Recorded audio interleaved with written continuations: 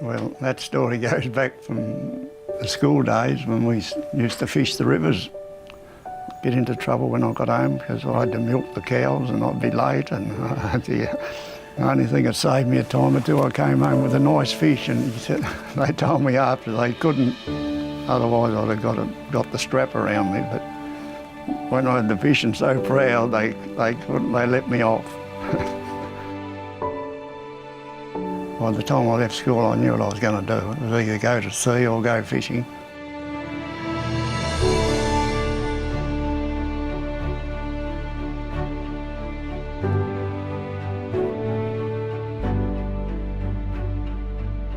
We had to register this dinghy, and I was trying to think of names, and he went to sea, and he came home and he said, I think we'll call it the name Petuna.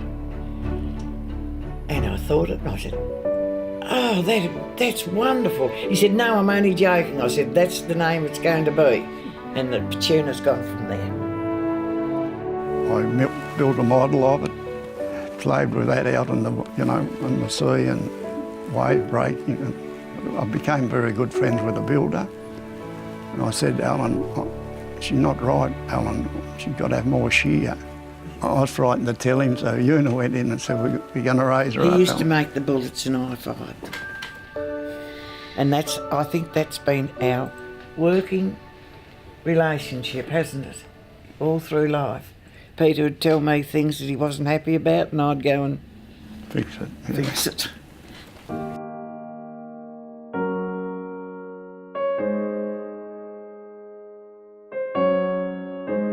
I can't say that we fell madly in love with each other to start with. We just wanted to get away, and we both had the same ideas. We wanted adventure.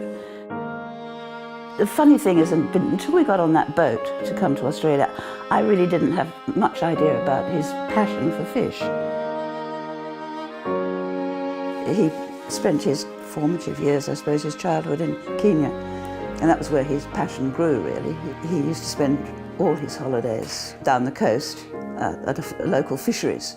He painted every single fish that he shot, when he was scuba diving. I'd come from a restaurant background. My father had run the top fish restaurant in London, Scott's. We came back and we thought, Tasmania doesn't have a good seafood restaurant here at all. And having started the restaurant, we found that we couldn't get the fish here. A lot of it was just what he'd been doing, importing fish. There was a fellow who was a shark fisherman, and he used to go really, really offshore, and he brought in a blue-eye trevally for us once and said, look, can you do anything with this? Can you do anything? Nobody had seen one at that stage in the whole of Australia. And so, we looked at it and enjoyed it. This is fantastic, brilliant fish. And we had to cook the fish up and take it to the tables and say, look, would you like to try this? See what you think. And so the love for blue-eye trevally was started. We couldn't sell our fish. He was catching lots of grenadier, blue grenadier, and they only wanted to pay us 30 cents a kilo for them. So I started selling off the boat here in Devonport. I'd advertise on the radio that the boat was coming in laden with fish, and had a set of scales and a gentleman that came to fillet the fish for me. And then the boat was tied up as a shop, wasn't it, Pete? Yeah, getting in my road a bit. And he said to me, you want to sell fish, go and buy yourself a shop. I said, all right, I will. So I did, and that's the shop that's down there now.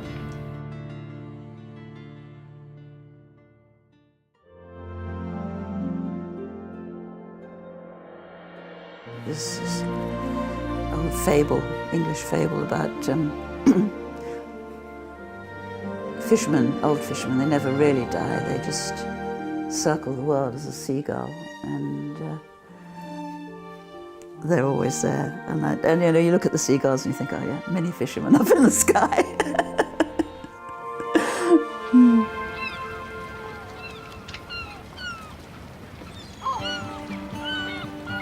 Trout, bream, flathead, salmon, cooter, whatever it was when I was a kid, It just had to be caught. I don't know why. I let a lot of fish go. It wasn't about killing them and eating them. It wasn't about anything. I just wanted to catch them. But there's nothing better when you're one-on-one, you've got a couple of rods in your hand and it's nothing but you, that rod and that hook. The minute he's off that water, the kids are at the driveway. I catch normally the first fish of the day. Chloe told me that she didn't want her own boat. She wanted to come work with me, but no, I was like, oh, I need my own boat, Dad, and this boat's mine and that boat can be yours. So there's no point being out here. If you're out here to make $1 million, you're never going to make it work. You've got to enjoy, just not the fishing, you've got to enjoy every part of it.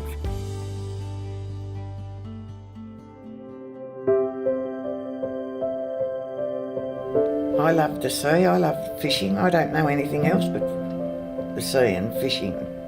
I love selling the fish. Peter would give the fish away to start with, so I took over.